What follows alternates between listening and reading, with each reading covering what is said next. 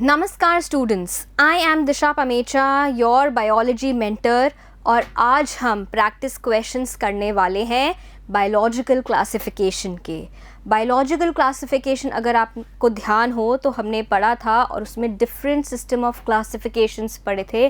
साथ ही उन system of classification पे बेस्ड अलग अलग साइंटिस्ट्स ने जो क्लासिफिकेशन दिए थे, for example 2 kingdom, 3 kingdom, 4 kingdom, 5 kingdom and 6 kingdom classification, उन्हीं पे बेस्ड कुछ क्वेश्चन आंसर्स आज हम करने वाले हैं। तो चलिए आइए हम स्टार्ट करते हैं with the first question, that is 5 kingdom system of classification. जो हमारा 5 किंगडम सिस्टम ऑफ क्लासिफिकेशन था, जो किसने दिया था? आर.एच. व्हिटेकर ने दिया था, suggested by R H. Whittaker, is not based upon. सबसे पहले तो हम इस नॉट को सर्कल कर लेंगे और देख लेंगे कि ऑप्शन क्या है। हमें ये ऑप्शन फाइंड करना है कि किस पे 5 kingdom system of classification based नहीं था। पहला ऑप्शन है प्रेजेंस और absence of a well defined nucleus. जो आपको अगर याद हो, एक एनसीईआरटी में टेबल है of 5 kingdom classification given by Whittaker. उसमें क्या क्या 5 ऑप्शंस थे, राइट? बॉडी टाइप था, बॉडी टाइप ऑर्गेनाइजेशन था, सेल टाइप था, न्यूक्लियर मेम्ब्रेन का प्रेजेंस और एब्सेंस था, मोड ऑफ न्यूट्रिशन था, राइट? ये सारे टॉपिक्स हमने पढ़े थे, ठीक है। सेल वॉल कॉम्पोजिशन था, तो ये ऑप्शन तो था ही उस टेबल में, प्रेजेंस और absence of a well defined nucleus, मतलब न्यूक्लियर मेम्ब्रेन प्रेजेंट या एब्सेंट होना, ठीक है। इस पे तो बेस था, राइट? मोड ऑफ रिप्रोडक्शन, ये हमने टेबल में नहीं देखा था, बट एनसीईआरटी की एक लाइन में लिखा हुआ है that 5 kingdom system classification is also based upon mode of reproduction and phylogenetic relationships. तो ये ऑप्शन भी है। मोड ऑफ न्यूट्रिशन हमने देखा था कि हमने सारे 5 किंगडम्स के मोड ऑफ न्यूट्रिशन देखे थे, ऑटोट्रॉफिक, हीटरोट्रॉफिक। ऑटोट्रॉफिक में कैसे न्यूट्रिशन था, कैसा मोड ऑफ न्यूट्रिशन था, और हीटरोट्रॉफिक में सैप्रोफिटिक और पैरासिटिक था। Complexity of body organisation, whether the cell was unicellular और मल्टीसेल्युलर, ये भी हमने देखा था। तो ये सारे ऑप्शंस, हम उन ऑप्शंस को सेलेक्ट कर लेंगे जो टेबल में प्रेजेंट थे। For example, well defined nucleus, mode of nutrition, complexity of body organization. These were the vital features that were present in the table. So अगर हम nullify करें, हम अगर cross out करें, तो हमारा ऑप्शन यहाँ सबसे सही कौन सा बैठता है? Option B, that is mode of reproduction, जो कि टेबल में कंसिडर नहीं किया गया था, ठीक है। बाकी तीनों ऑप्शंस ए, सी और डी टेबल में कंसिडर किए गए थे। B option, that is mode of reproduction, table में कंसिडर नहीं किया गया था, इसलिए हम इसको चूज करेंगे यहाँ पे as the answer. The answer for this question stands to be B, that is mode of reproduction. Let's come to the next question, question 2, maximum nutritional diversity. क्या मतलब हुआ? सबसे ज़्यादा न्यूट्रिशनल ऑप्शंस किसके पास होते हैं? Is found in the group. देख लेते हैं। First, fungi. Fungi has only heterotrophic mode of nutrition. Animalia has only heterotrophic mode of nutrition. Monera has both autotrophic and heterotrophic. Right? Autotrophic में भी 2 mode of nutrition हो जाते हैं उसके, photosynthetic and chemosynthetic. Heterotrophic में भी 2 हो जाते हैं उनके पास में, कौन से? saprophytic and parasitic. Plantae has only autotrophic mode of nutrition. So which group out of all the 4 options A, B, C and D, which group has the major or the maximum nutrition diversity? The option stands out to be Monera, that is C, because it has autotrophy as well as heterotrophy. Autotrophy में दोनों photo autotrophs, chemo autotrophs भी आ जाते हैं। heterotrophy में saprophytic and parasitic mode of nutrition आ जाते हैं। Let's come to the next question. इस क्वेश्चन का ऑप्शन हमारा होगा C, that is Monera. Coming to the next question, question 3, in the 5 kingdom classification, हमारे 5 किंगडम क्लासिफिकेशन में Chlamydomonas, Chlorella have been included in कौन से ग्रुप्स में से कैल्माइडोमोनस और क्लोरेला को प्लेस किया गया था? किसके बेसिस पे? 5 किंगडम क्लासिफिकेशन। अगर हम एनसीईआरटी पढ़ें तो उसमें एक लाइन है ऑन पेज नंबर 18, NCERT के पेज नंबर 18 पे एक लाइन है that according to 5 kingdom classification, Chlamydomonas and Chlorella have been included in Protista. So this is a very direct question. हमें NCERT की line by line पढ़ना है, right? Let's come to the next question. The answer for this question stands out to be A, that is Protista. Question 4. In which kingdom would you classify the archaea and nitrogen fixing organisms? Archaea, nitrogen fixing organisms. If the 5 kingdom system of classification is used, archaea कौन से है? Prokaryote organisms हैं, ठीक है. Nitrogen fixing organisms में भी prokaryotes आते हैं. तो देख लेते हैं ऑप्शंस में कहाँ प्रोकैरियोट स्टैंड करते हैं. Plantae are eukaryotes, fungi eukaryotes, protista eukaryotes. जबकि ये दोनों क्या हैं? आर्की और नाइट्रोजन फिक्सिंग बैक्टीरिया क्या हैं? Prokaryotes, right. So our option D, Monera, stands for unicellular prokaryotes, right? So the answer for this question is option D, Monera, right? Next question. In 5 kingdom system, the main basis of classification is, अब इसमें not नहीं पूछा गया है, इसमें पूछा गया है 5 kingdom classification का major basis क्या था. आइए options देखते हैं. स्ट्रक्चर ऑफ न्यूक्लियस, हमने न्यूक्लियर मेम्ब्रेन के बारे में पढ़ा था कि न्यूक्लियर मेम्ब्रेन प्रेजेंट है या नहीं है. Mode of nutrition, yes we studied about the mode of nutrition. Structure of cell wall, cell wall का स्ट्रक्चर नहीं, हमने क्या पढ़ा था? कॉम्पोजिशन पढ़ा था स्ट्रक्चर का, कि कॉम्पोजिशन क्या होता है. सेल वॉल का काइटिन की बनी होती है कि पेप्टाइडोग्लाइकिन की बनी होती है, या फिर सेल्यूलोज की होती है, या फिर नॉन सेल्यूलोजिक होती है, या फिर होती भी है कि नहीं होती है, right. Asexual mode of reproduction, reproduction तो था ही नहीं उस टेबल में, ठीक है. So here the answer, the best answer comes out to be option B. So the answer for this question will be option B, that is mode of nutrition, because mode of nutrition के basis पे हमने 5 kingdom classification में हर kingdom का mode of nutrition पढ़ा था, ठीक है. चलिए coming to the next question, that is question 6. In the 5 kingdom system of classification, 5 kingdom system of classification, which single system, कौन सा एक kingdom, which single kingdom out of the following can include blue green algae, nitrogen fixing bacteria and methanogenic archaebacteria? अगर हम 5 kingdom system of classification में देखते हैं तो कौन से किंगडम में हमारे पास blue green algae, nitrogen fixing bacteria and methanogenic bacteria आएंगे? ये सारे बैक्टीरिया क्या हैं? मिथानोजेनिक बैक्टीरिया हमने कहाँ पढ़े थे? 6 किंगडम क्लासिफिकेशन में पढ़े थे. मोनेरा को कार्ल वूस ने 2 किंगडम्स में डिवाइड कर दिया था, that was Archie bacteria and you bacteria. और मिथानोजेनिक बैक्टीरिया कौन से हैं?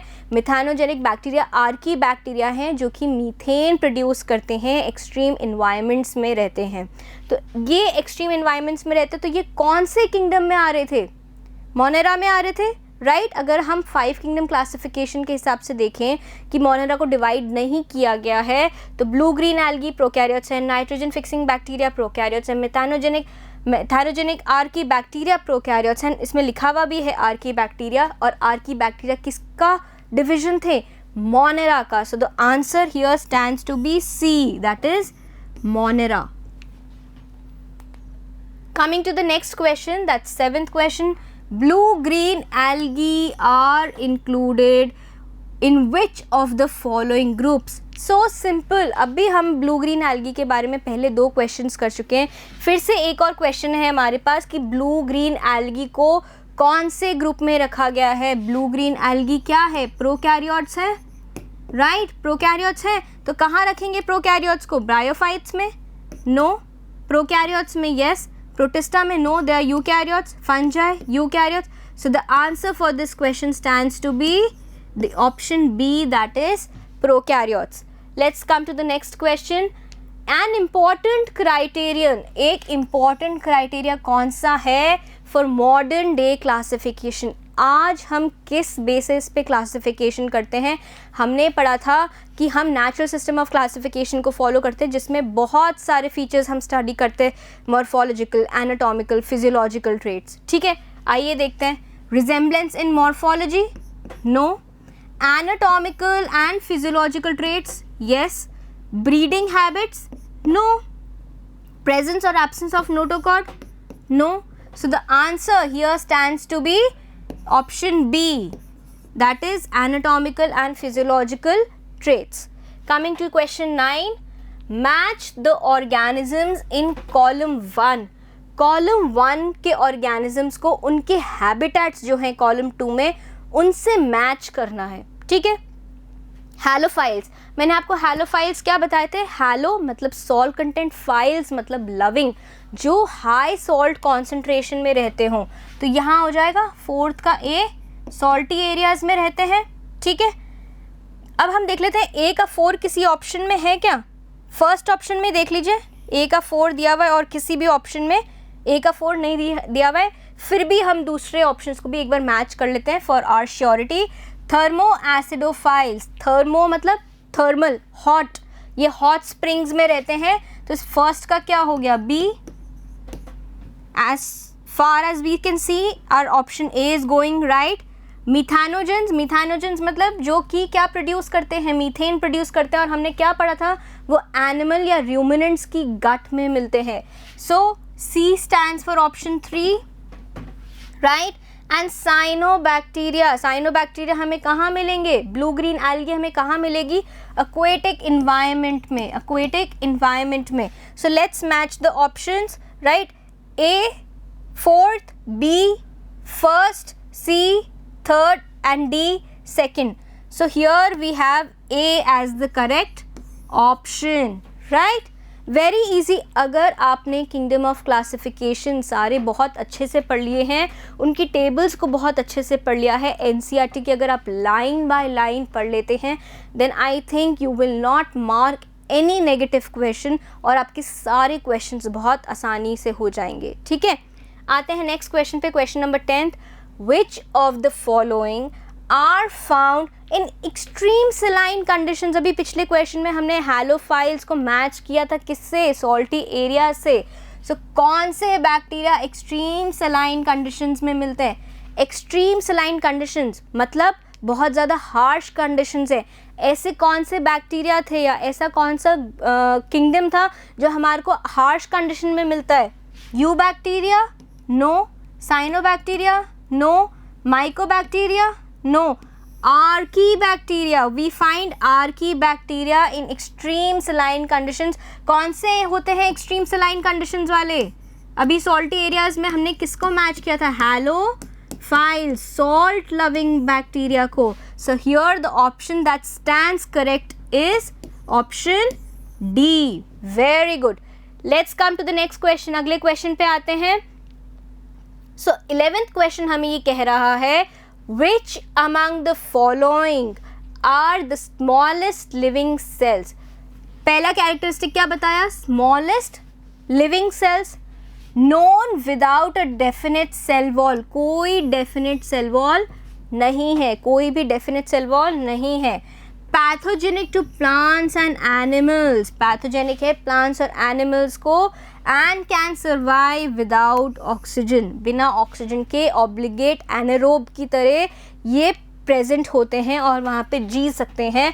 कौन से हैं देख लेते हैं। ठीक है, Pseudomonas, no, it cannot survive without oxygen, right? Mycoplasma, yes, हमने माइकोप्लाज्मा पढ़ा है, एनसीईआरटी में भी ये दिया गया है right.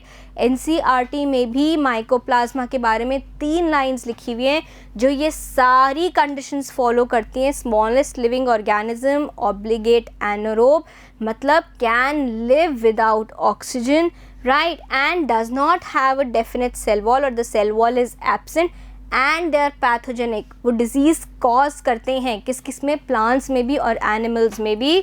So that comes out to be mycoplasma.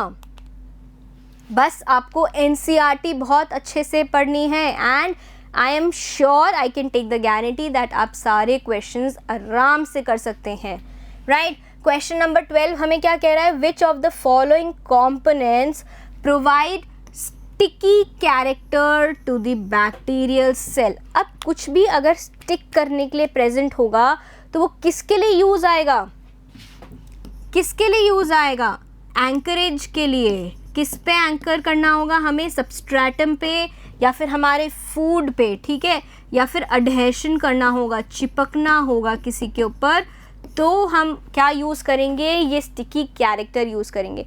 अब ये स्टिकी कैरेक्टर हमें मिलता किससे है, न्यूक्लियर मेम्ब्रेन से, नो। प्लाज्मा मेम्ब्रेन से, नहीं। ग्लाइकोकैलिक्स से मिलता है, ये कुछ अलग ऑप्शन हमें दिख रहा है। सेल वॉल से हमें स्टिकी एडेशन नहीं मिलता है या स्टिकी कैरेक्टर नहीं मिलता है, तो ग्लाइकोकैलिक्स देख लेते हैं हम क्या होता है। तो ग्लाइकोकैलिक्स एक म्यूसिलेजिनस लेयर होती है जो कि किसकी बनी होती है, पॉलीसैकेराइड्स की बनी होती है। किसकी बनी होती है, पॉलीसैकेराइड्स की बनी होती है, और ये एक स्टिकी नेचर देती है बैक्टीरिया को, so that it can adhere, चिपक सकता है किसके साथ में, या एंकर कर सकता है अपने सबस्ट्रेटम के साथ में जिसके ऊपर वो रहता है, या फिर उस फूड मटेरियल के साथ में जो उसको खाना होता है। So here option C, glycocalyx stands is the right answer. Coming to the next question, DNA replication in bacteria occurs, incomplete sentence है, complete करना है, within nucleolus, okay, prior to fission, yes, just before transcription and during S phase। तो ये 3 options हमें कम लग रहे हैं। And prior to fission मतलब जब बैक्टीरिया डिवाइड हो रहा होता है उससे जस्ट पहले ही तो क्या होता है, DNA रेप्लिकेट होता है और न्यूक्लियस डिवाइड हो जाता है। तो आंसर क्या होगा, prior to fission.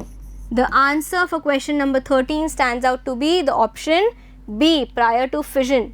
Coming to question number 14, methanogens. Methanogens कौन होते हैं, जो क्या प्रोड्यूस करते हैं, CH4। क्या प्रोड्यूस करते हैं, CH4 प्रोड्यूस करते हैं, राइट। और ये किस में आते हैं, हमने इतने सारे क्वेश्चंस कर लिए अभी इसी सेम ऑप्शन के। So now it becomes very easy. Eubacteria में आते हैं, नो। आर्की बैक्टीरिया में आते हैं, yes. Dinoflagellates, no. Slime moulds, no. So the answer again stands to be for question 14. The option is B, that is Archaebacteria.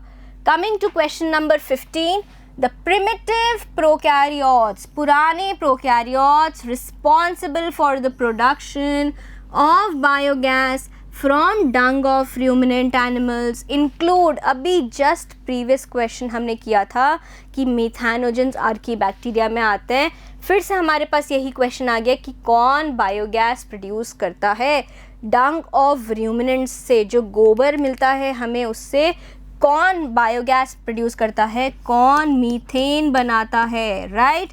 कौन बनाएगा methane, मिथैनोजेंस। कौन बनाएगा, मिथैनोजेंस, हमारा फर्स्ट ऑप्शन। अब हम ये कैसे पता लगाएंगे कि मिथैनोजेंस मीथेन बनाते हैं, उनके नाम में ही लिखा हुआ है मीथेन, 2 वर्ड से बना हुआ है ना, मीथेन, मिथैनो एंड जन्स। जन्स मतलब जो जनरेशन करते हैं किसका, मीथेन का। तो आपको याद करने की या रटने की ज़रूरत नहीं है, आप बिल्कुल समझ सकते हैं टर्म से या उस बैक्टीरिया के नाम से कि उसको हम क्या कह रहे हैं, मिथैनोजेंस। मतलब मीथेन का जनरेशन हो रहा है, मीथेन का प्रोडक्शन हो रहा है। So for this question number 15 our correct option stands to be A. Coming to question number 16, Archaebacteria differ from Eubacteria. Archaebacteria Eubacteria से कैसे डिफरेंट है, याद करिए। Archaebacteria कहाँ रहते हैं, एक्सट्रीम कंडीशंस में रहते हैं, राइट। और Eubacteria कहाँ मिलते हैं, हमें ह्यूमन गट में मिलते हैं यूजुअली। तो आइए ऑप्शंस देखते हैं। Cell membrane structure, mode of nutrition. Mode of nutrition हमने सब पढ़ा था, सारे मोड ऑफ न्यूट्रिशन होते हैं इसमें, autotrophic, heterotrophic. Cell shape is similar, there is no difference in the mode of reproduction. So archaebacteria eubacteria से किस चीज़ में डिफरेंट होंगे, सेल मेम्ब्रेन की स्ट्रक्चर में। क्यों डिफरेंट होंगे, क्योंकि उनको कहाँ रहना है, एक्सट्रीम कंडीशंस में रहना है तो जो उनकी सेल मेम्ब्रेन है उसका स्ट्रक्चर, उसका कॉम्पोजिशन आर्की बैक्टीरिया और यू बैक्टीरिया से, आर्की बैक्टीरिया का यू बैक्टीरिया से अलग होगा, right. They will have more branched chain lipids, ठीक है, कॉम्प्लेक्स सेल मेम्ब्रेन होगी. So for question number 16 the answer और the option is option A, that is cell membrane structure. Next, which of the following are likely to be present in deep sea water? Deep का क्या मतलब हुआ? कहीं आप किसी भी water body में अगर डीप चले जाते हैं तो वहाँ क्या क्या कंडीशन होगी? हाई प्रेशर होगा, ठीक है, हाई प्रेशर होगा, राइट, एंड एब्सेंस हो सकती है किसकी? Absence of what? Oxygen. Oxygen नहीं मिल पाएगी वहाँ पे. हो सकता है डार्क कंडीशंस भी हों, एब्सेंस ऑफ सनलाइट भी एब्सेंट हो सकती है, ठीक है. तो ये सारी कैसी कंडीशंस हैं? डीप सी वाटर में हमें सारी कैसी कंडीशंस मिली? Harsh conditions. और हार्श कंडीशंस में हमारे कौन से बैक्टीरिया रहते हैं? हार्श कंडीशंस में कौन से बैक्टीरिया रहते हैं बेटा?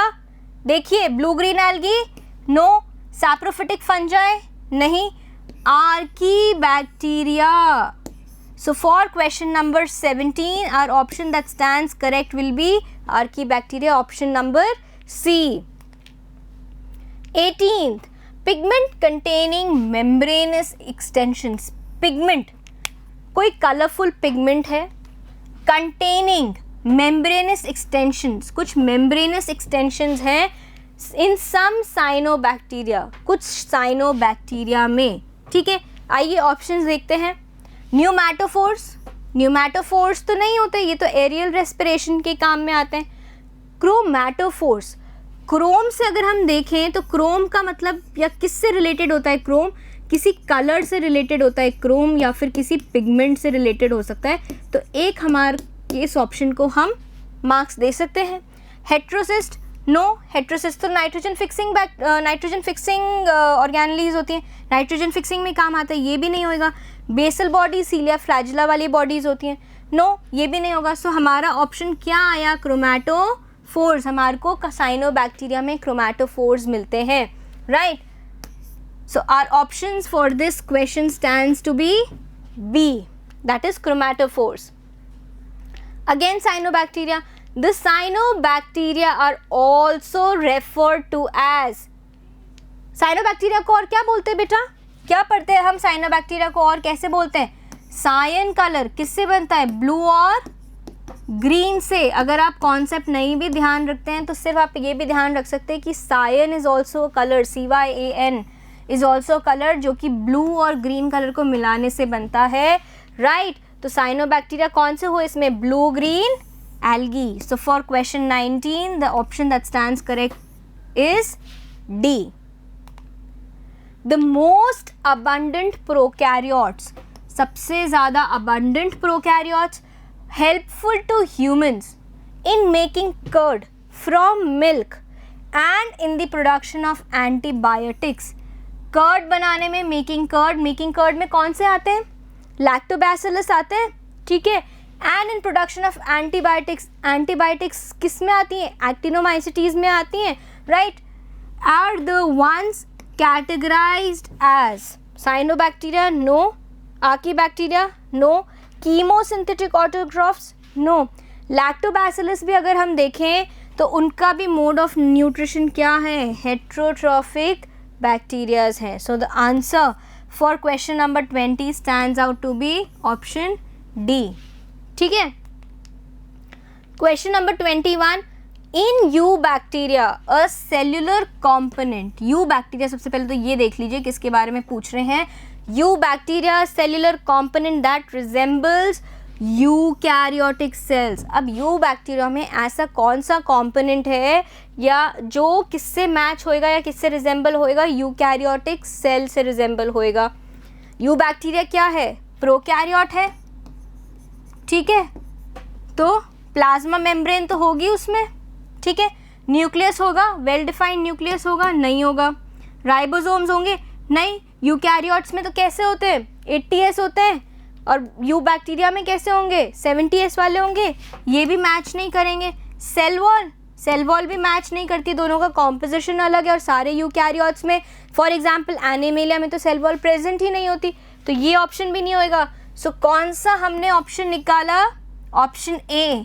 सो for question 21 the correct option stands to be option A. Very good, अभी तक तो हमारा ठीक जा रहा है स्कोर। आइए नेक्स्ट क्वेश्चन देखते हैं 22। सम हाइपर, बहुत ज़्यादा, thermo, hot, philic, loving, hot, extreme hot conditions से में रहने वाले organisms that grow in highly acidic pH habitats belong to 2 groups. कौन से 2 ग्रुप्स में आते हैं? सबसे पहले तो उन्होंने क्वेश्चन में ही आंसर दे दिया कि भाई एक्सट्रीम कंडीशंस डाल दो। एक्सट्रीम कंडीशंस वाले बैक्टीरिया कौन से होते हैं? Archie bacteria. अब इन ऑप्शंस में हम देख लेते हैं आर्की बैक्टीरिया कहाँ है। फर्स्ट ऑप्शन में ही है आर्की, राइट, क्योंकि हमारे को ये हार्श कंडीशंस दिख रही हैं। ये हमारे से पूछ रहे हैं कौन से ग्रुप में आएंगे वो जो इन कंडीशंस में रह सकते हैं। ये कैसे कंडीशंस हैं? हार्श कंडीशंस हैं। हार्श कंडीशंस में कौन रहता है? Archaebacteria. So for question number 22 the option that stands correct is A, right. Coming to question number 23, select the correct combination. पता है ये ऐसे ऑप्शंस वाले ना क्वेश्चन बहुत अच्छे होते हैं। पहला ऑप्शन पढ़ो, उसको मैच करो और देख लो वो किस में प्रेजेंट है या किस में प्रेजेंट नहीं है, ठीक है। नलिफाई करके हमको ऑप्शन सेलेक्ट करने। ये क्वेश्चंस दिखने में तो बहुत बड़े होते हैं, बहुत डरावने भी लगते हैं, बट ये सबसे इजी क्वेश्चंस होते हैं क्योंकि इन्हीं में ही आंसर प्रेजेंट होता है। और दूसरे जो अच्छे क्वेश्चंस होते हैं वो होते हैं डायग्राम वाले, बेस्ट होते हैं। डायग्राम स्टडी करो और ऑप्शन टिक मारो, right.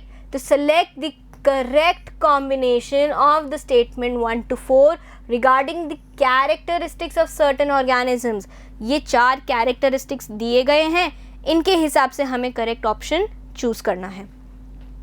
Methanogens are Archie bacteria, यहाँ तक तो ठीक है ये, जो कि कहाँ produce methane and in marshy areas. This is correct. देख लो वो ऑप्शन जिसमें फर्स्ट स्टेटमेंट होगा वो करेक्ट होगा। और फर्स्ट स्टेटमेंट किस में है? डी में है और बी में है, तो बी और डी में से कोई एक ऑप्शन होगा। नेक्स्ट देख लेते हैं अब, क्योंकि हमारे को देखना पड़ेगा ना कि कौन से सही आ रहे हैं, ठीक है। Nostoc is a filamentous blue green alga which fixes atmospheric nitrogen. Yes, blue green algae होती है नॉस्टॉक, और वो क्या काम करती है? नाइट्रोजन फिक्सेशन का काम करती है। ये भी ठीक है हमारी स्टेटमेंट, फर्स्ट और सेकंड। अब दोनों ऑप्शंस बी और डी में फर्स्ट और सेकंड दिए हुए हैं, तो हमें थर्ड एंड फोर्थ तो पढ़ना ही पड़ेगा, नहीं ठीक है, नहीं तो हम कर देते टिक किसी भी एक में से। Chemosynthetic autotrophic bacteria synthesise cellulose from glucose. नहीं, ये स्टेटमेंट तो गलत हो गई। कीमोसिंथेटिक ऑटोट्रॉफ्स क्या करते हैं? वो तो जो ऑर्गेनिक मॉलिक्यूल्स होते हैं, इनऑर्गेनिक मॉलिक्यूल्स जो होते हैं जैसे कि सल्फाइड के होते हैं या आयरन के होते हैं, जो रिड्यूस्ड होते हैं, उनको ऑक्सीडाइज करके उनसे एटीपी लेते हैं, ठीक है।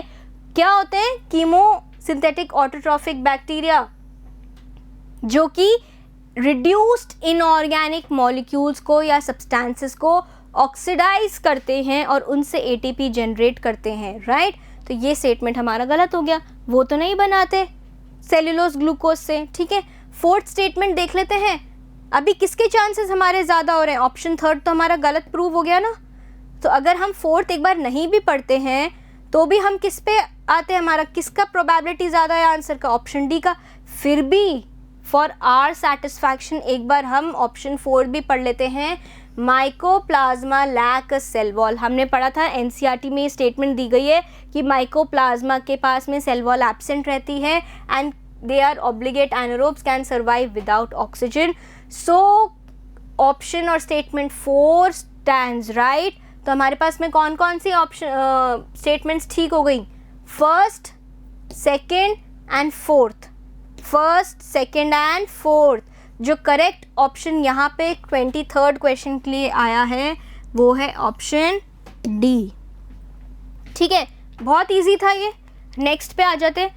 थर्मोकोकस, नाम से पढ़ो, देखो थर्मो मतलब हाई टेम्परेचर कंडीशंस, मिथैनोकोकस मीथेन बना रहा है, मिथैनोबैक्टीरियम एग्जेम्प्लीफाई, ये किसकी है तीनों मेंबर्स, आर्की बैक्टीरिया के। आइए देख लेते हैं। Bacteria whose DNA is relaxed or positively supercoiled but which have a cytoskeleton as well as mitochondria। अब सबसे इजी चीज़ उठा लेते हैं इसमें, माइटोकॉन्ड्रिया। ये थर्मोकोकस, मिथैनोकोकस एंड मिथैनोबैक्टीरिया किस में आते हैं, सारे किस में आएंगे, आर्की में आएंगे। और आर्की क्या होते हैं, प्रोकैरियोट्स। तो क्या उसमें मेम्ब्रेन बाउंड ऑर्गेनेलीज होंगी, नहीं होंगी मेम्ब्रेन बाउंड ऑर्गेनेलीज। तो फर्स्ट स्टेटमेंट तो गलत हो जाती है हमारी। Bacteria that contain a cytoskeleton and ribosomes, right, नहीं, ये भी नहीं होगा, साइटोस्केलेटन नहीं होता।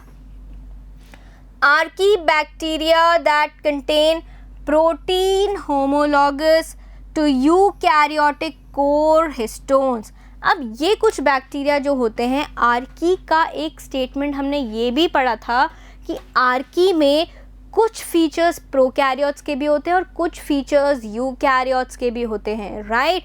तो प्रोटीन सिंथेसिस में और डीएनए की एक्सप्रेशन में आर्की बैक्टीरिया के पास में कुछ ऐसे प्रोटीन्स होते हैं जो कि किससे मैच करते हैं, यूकैरियोटिक कोर हिस्टोन्स से मैच करते हैं, राइट। तो this statement stands to be correct. Next पढ़ लेते हैं, archaebacteria that lack any histones. Of course histones तो हिस्टोन प्रोटीन्स होते हैं जो कि डीएनए को रैप करने में या उनके एक्सप्रेशन में यूज़ आते हैं। सो ऑप्शन हमारा यहाँ पे कौन सा सही हुआ 24th क्वेश्चन के लिए, option number C.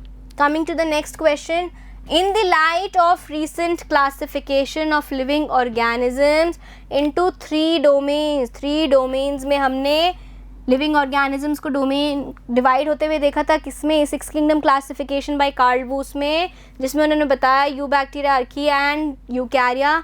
Which one of the following statements is true about archaea. True देखना है हमें और देखना है कि आर्किया के बारे में आएगा। कई बार आपको ऑप्शंस में मिल सकता है, थोड़ा सा क्वेश्चन आपके साथ में खेल सकता है और बोल सकता है नॉट ट्रू। तो आपको देखना है कि वो लिखा है कि ट्रू लिखा है, नॉट ट्रू लिखा है, या फिर फॉल्स लिखा है या नॉट फॉल्स लिखा है, ठीक है। तो अपना दिमाग खोल के क्वेश्चंस करिएगा और पढ़िएगा। ट्रू अबाउट आर्किया देख लेते हैं। आर्किया आर completely differ और archaea completely differ from both prokaryotes and eukaryotes। अभी मैंने एक स्टेटमेंट बोला था कि आर्किया में कुछ फीचर्स प्रोकैरियोट्स के होते हैं, कुछ फीचर्स यूकैरियोट्स के होते हैं। तो ये स्टेटमेंट तो सबसे पहला हमारा रॉन्ग हो गया। Archaea completely differ from prokaryotes, of course not, they have 70S ribosomes, they do not have membrane bound organelles, membrane bound organelles नहीं होते हैं इसके अंदर, ठीक है। तो completely different तो नहीं है, ये स्टेटमेंट भी हमारा क्या हो गया, गलत हो गया। Archaea resemble यूकैरिया in all respects. अगर यूकैरिया से वो रिजेंबल करता तो उसमें तो मेम्ब्रेन बाउंड ऑर्गेनेलीज होने चाहिए थे, 80S राइबोसोम होना चाहिए था, जबकि उसमें क्या है 70S राइबोसोम है। ये स्टेटमेंट भी हमारा गलत हो गया, राइट। नेक्स्ट स्टेटमेंट पे आते हैं। Archaea have some novel features that are absent in other prokaryotes and eukaryotes, correct. कुछ ऐसे फीचर्स हैं आर्किया के पास में जो कि प्रोकैरियोट्स और यूकैरियोट्स के पास नहीं है, जैसे कि कॉम्प्लेक्स सेल मेम्ब्रेन जो कि बनी होती है ब्रांच चेन लिपिड से, राइट। और वो दोनों में नहीं होती, किस में नहीं होती, कुछ प्रोकैरियोट्स में भी नहीं होती और यूकैरियोट्स में भी नहीं होती। और वो आर्की को क्या फीचर देती है, हार्श इन्वायरमेंट्स में रहने का फीचर देती है, ठीक है। तो हमारा 25th क्वेश्चन का ऑप्शन क्या रहेगा सही, option D, right. Coming to the next question, which one of the following statements about mycoplasma. Mycoplasma हमने क्या पढ़ा था, फटाफट याद कर लेते हैं। हमने पढ़ा था माइकोप्लाज्मा सेल वॉल और लेस ऑर्गेनिज्म है जिसमें सेल वॉल नहीं होता है, ठीक है। ऑब्लिगेट एनारोब है, विदाउट ऑक्सीजन सर्वाइव करता है, डिजीज़ कॉज करता है किसमें, प्लांट्स एंड एनिमल्स में। आइए देखते हैं दे आर प्लियोमॉर्फिक। अब ये कुछ हमें नया सुनने को मिल रहा है कि प्लियोमॉर्फिक क्या होता है। बेटा प्लियोमॉर्फिक ये होता है जब कोई बैक्टीरिया अलग अलग मॉर्फोलॉजिकल फॉर्म्स लेता है, अपनी एक्सटर्नल शक्ल को, अपनी बाहरी शक्ल को बदलता रहता है, इसलिए इसको बोलते हैं प्लियोमॉर्फिक। और ये फीचर हमें माइकोप्लाज्मा में मिलता है। ठीक है, ये सही है। आते हैं next, they are sensitive to penicillin. मतलब अगर आपको इसका डिजीज़ हो गया या किसी प्लांट या एनिमल्स में इसका डिजीज़ हो गया तो हम पेनिसिलिन दे देंगे तो उससे ये ठीक हो जाएगा? नहीं, ये पेनिसिलिन को सेंसिटिव नहीं है, रादर इट इज़ सेंसिटिव। किसको सेंसिटिव है ये? टेट्रासाइक्लिन्स को। Tetracyclines is a group of antibiotic जिससे माइकोप्लाज्मा सेंसिटिव है, right. They cause diseases in plants, ये भी एनसीईआरटी में लिखा है, yes. And they are also called PPLO, pleuro pneumonia like organisms. ये माइकोप्लाज्मा को प्यार से बोला जाता है PPLO। ठीक है, तो हमारे पास प्लियोमॉर्फिक ये वाला ऑप्शन ठीक है, ये स्टेटमेंट करेक्ट है। हमें कैसा स्टेटमेंट ढूंढना है? रॉन्ग ढूंढना है। They are sensitive to penicillin, ये गलत था। टेट्रासाइक्लिन को they are cause diseases in plants, ये ठीक है। They are also called PPLO, तो हमारा ऑप्शन जो गलत है वो कौन सा है? ऑप्शन बी, क्योंकि हमें क्या देखना है? स्टेटमेंट कौन सी देखनी है जो कि क्या है? रॉन्ग। ठीक है, coming to next, curing of tea leaves is brought about by the activity of. अब हम ये देख लेते हैं क्यूरिंग क्या होती है। बेटा टी लीव्स जो होती है, जो चाय की पत्तियां होती हैं, जो चाय के बागानों में जो पेड़ से तोड़ी जाती हैं, उनको ट्रीट किया जाता है कुछ बैक्टीरिया के साथ में ताकि उनका फ्लेवर इन्हांस हो सके। क्या हो सके? उनका फ्लेवर इन्हांस हो सके। तो क्या ये फंजाई करती है? नो, ये बैक्टीरिया, अभी मैंने आपको क्या बोला, ये बैक्टीरिया करते हैं, यस। माइकोराइजा करती है? नो। वायरसेस करते हैं? नो। अब कौन सा बैक्टीरिया करता है क्यूरिंग ऑफ टी लीव्स या टी लीव्स का फ्लेवर इन्हांस? तो आप ये नोट कर सकते हैं as an extra knowledge, Micrococcus, Micrococcus candidans, Micrococcus candidans, right. Underline हमने क्यों किया? क्योंकि एक साइंटिफिक नेम है। अगर हम बुक में देखेंगे तो ये किस में लिखा हुआ होता है? इटैलिक्स में, बट हम इटैलिक्स में नहीं लिख सकते, इसलिए हम उसको क्या कर देते हैं? अंडरलाइन। ठीक है, तो चलिए देखते हैं क्वेश्चन नंबर 28 क्या कह रहा है। Organisms which obtain energy by the oxidation of reduced inorganic compounds, reduced inorganic compounds, right? क्या बोल रहा है? reduced inorganic compounds, इनका क्या कर रहे हैं हम? ऑक्सीडेशन कर रहे हैं। क्या कर रहे हैं? इनका ऑक्सीडेशन कर रहे हैं, और उससे वो ऑर्गेनिज्म क्या जनरेट कर रहा है? एनर्जी जनरेट कर रहा है। ऐसे कौन से ऑर्गेनिजम्स हैं? Photo autotrophs? नहीं, फोटो ऑटोट्रॉफ्स तो क्या करते हैं? फोटोसिंथेसिस से एनर्जी ऑब्टेन करते हैं। कीमो ऑटोट्रॉफ्स, जो कीमो ऑटोट्रॉफ्स होते हैं वो क्या करते हैं? वो केमिकली एनर्जी सिंथेसाइज करते हैं। कैसे? रिड्यूस्ड इनऑर्गेनिक कंपाउंड्स के ऑक्सीडेशन से ATP एनर्जी फॉर्म करते हैं। ऐसे ऑर्गेनिजम्स को बोलते हैं हम chemoautotrophs. Saprozoic? No, it's a heterotrophic mode of nutrition. Coproheterotrophs, coproheterotrophs क्या होते हैं बेटा? Coprophagy is eating the dung of the animals और उससे अपना न्यूट्रिशन और एनर्जी ऑब्टेन करना। कॉपरोफेजी का जो रैबिट है वो एक बहुत बड़ा एग्जाम्पल है। वो क्या करता है? वो अपनी ही फीसेस को, अपनी ही डंग को कंज्यूम करता है और न्यूट्रिशन ऑब्टेन करता है, एनर्जी ऑब्टेन करता है। तो ये ऑप्शन भी हमारा यहाँ पे गलत हो जाता है। The correct option that we have here is option B, that is chemoautotrophs. So with this we finish the set 1 of practice questions, right. Next class में मैं और कुछ क्वेश्चंस लेकर आपके पास आऊँगी और हम वो क्वेश्चंस करेंगे। तब तक के लिए आप NCERT को लाइन बाय लाइन पढ़ेंगे। हर डायग्राम को NCERT के बहुत अच्छे से स्टडी करना है विद द टेबल्स। अगर आपने नोटिस किया होगा इस सेट में जो सारे क्वेश्चंस थे वो किसके अराउंड रिवॉल्व कर रहे थे? 5 किंगडम क्लासिफिकेशन के ऊपर, राइट। कार्लबूस के क्लासिफिकेशन के ऊपर जो हमने वो 5 किंगडम क्लासिफिकेशन की टेबल पढ़ी थी उसके अराउंड रिवॉल्व कर रहे हैं। तो अगर आप NCERT को अच्छे से पढ़ लेंगे, अच्छे से स्टडी कर लेंगे, तो आपका कोई भी क्वेश्चन मिस नहीं होगा और कोई भी क्वेश्चन नेगेटिव मार्किंग में नहीं जाएगा। ठीक है, तब तक के लिए जब हम नेक्स्ट क्लास में मिलते हैं उसके लिए थैंक यू।